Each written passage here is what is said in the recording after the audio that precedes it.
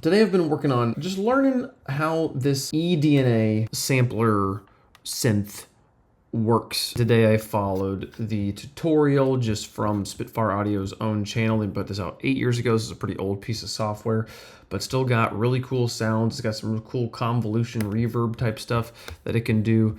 And I think it is a sound that we will end up using a lot. It's definitely a little confusing to look at first, but basically you have an A sound and a B sound, and you're mixing the two of them here. It has 3 different LFOs. It's got ADSR, it's got some tuning stuff, it's got some cloning to like kind of help you like thicken it up with more octaves. And then most importantly, you've got here in the middle the ability to mix between the two, kind of like a DJ turntable. You can oscillate this mixer so that it moves around as a sound's happening. Over here we have a pad sound. It's just a normal pad, nothing crazy going on. But if I turn on this gate sequencer, you can hear how it's going back and forth. And I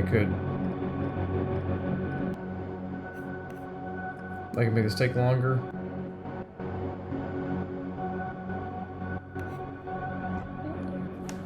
I think it's pretty cool. This is exactly the type of like step filtery type thing that I really enjoy doing, and to have that worked into like a pad sort of circumstance, I can easily see myself kind of getting lost in exploring this. There's lots of different effects, and I think especially this like kind of convolution reverb is probably going to be the sort of thing that I really am excited to lean into. Apparently this motor section is so unique and different than the rest of it that he put it in its own tutorial. So I'll watch that tutorial as well to learn a little bit more about this. But yeah, not a particularly exciting episode. I didn't actually find any good use for it in the current EDM track or the current DMB track we're working on. But yeah, it was a good little 15 minutes of studying that, and then another like probably an hour of just exploring the patches, exploring the different presets, and kind of taking that information I learned from watching the tutorial and applying it to the presets I was seeing there. So that's what I did today in the process of producing every day for a year for at least 15 minutes. Thanks so much for watching. See you guys tomorrow.